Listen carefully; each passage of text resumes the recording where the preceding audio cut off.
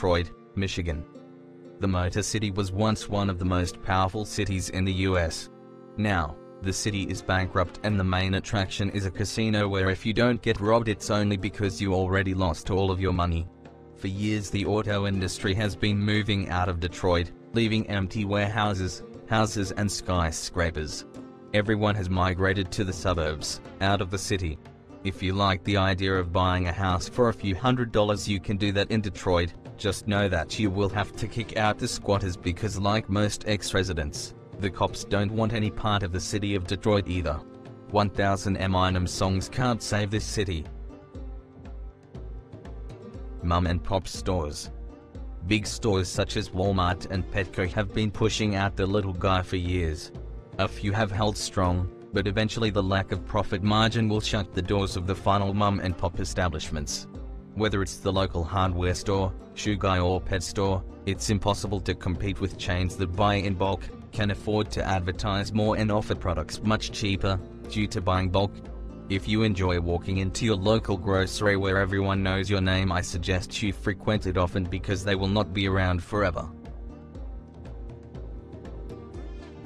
Malls. I'm sure some malls will still exist, but only a few will last due to how shopping habits have changed. Shopping has shifted focus to online shopping, as well as shops that specialize in certain styles and genres. People no longer shop at the mall department stores, traditionally the anchors of the mall, and the mall is no longer a place where kids hang out thanks to social media. Also, the food court concept is dead. Unless you are at an airport there is no reason to ever eat at a food court. Scratch that, don't ever eat at a food court, even if at an airport. Apple stores. Apple Incorporated is one of the strongest companies in the world, no question, and Apple will exist, at least in some form, in 20 years. However, the Apple Store may not have a place in our future society. History has a tendency to repeat itself and we are already witnessing the copycat companies that use Apple's core technology with new bells and whistles, think Windows, people. Also, it's very possible that Apple's best days of innovation are behind them. Whether it was all Steve Jobs or not, it will be difficult to reproduce the iPod, iPhone and iPad success Apple has experienced. Fads and trends change and eventually even Apple stores won't be cool. The post office. There is nothing worse than having to buy a stamp. Each time I go to the post office I wonder why I am there. Do I really need to mail this item? Usually the answer is no and there are other alternatives. However, sometimes in today's society you still need a stamp. Hence, the standing in line because the automated machines never work. Not only is the post office impractical, it continues to lose money and business. No one is going to miss the mail when it finally goes away, even if you really need to send something. Worst case you can always overpay at FedEx. Branson, Missouri. I've never understood Branson, Missouri and never will. So it's Broadway for country folk? It really doesn't matter and it's not because of Branson itself. Despite being only busy during certain times of the year, what really hurts Branson is Las Vegas and cheap prices. For just a couple $100s you can fly and stay in Vegas where you have access to the best casinos, nightly entertainment and countless ways to find trouble.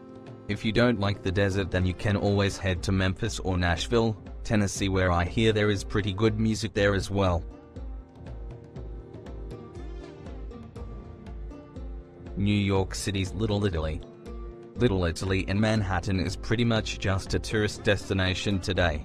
A glorious tourist destination full of pasta, pizza and guys who all believe they should have been cast on The Sopranos. Unfortunately, the blocks of Mulberry shrink each year as neighboring Chinatown and Soho neighborhoods absorb more and more Italian eateries. This proud neighborhood, once spanning 12 square blocks, is now a little over a quarter of the size. Assuming the current takeover continues, in 20 years you'll be lucky to even find a restaurant on Mulberry that sells pasta, never mind a makeshift Sopranos character. If you plan to visit New York City, make sure you stop off for a dish of linguine, fresh pizza pie or multiple bottles of red wine. The record store. I have always had a love-hate relationship with record stores. I've always enjoyed knowing they exist and also the occasional browsing. What I have never enjoyed are the arrogant kids running the joint that roll their eyes if I'm not interested in their indie band of the month and am just looking to replace my scratched Guns N' Roses album. The best stores are the ones that sell the bootleg copies of albums and live performances. You don't get the same feeling buying a bootlegged Beastie Boys concert from some guy wearing an ironic tee who reeks of weed versus eBay. It's not even close. Cigar, tobacco shop. In a few years smoking will be all but dead and it will be more socially acceptable to shoot heroin than light a cigarette. Maybe once marijuana is legalized in all states, 5-10 years, some of these shops will transform into head shops and support the cannabis business instead of tobacco. Every other year cigars become hip, but that's a shaky business at best and only lucrative if you can find high rollers, not hipsters, looking to pay a high price. There's also the whole politically correct aspect of owning a tobacco shop. Even the most destructive person knows smoking is bad. Best to hope for the legalization of marijuana.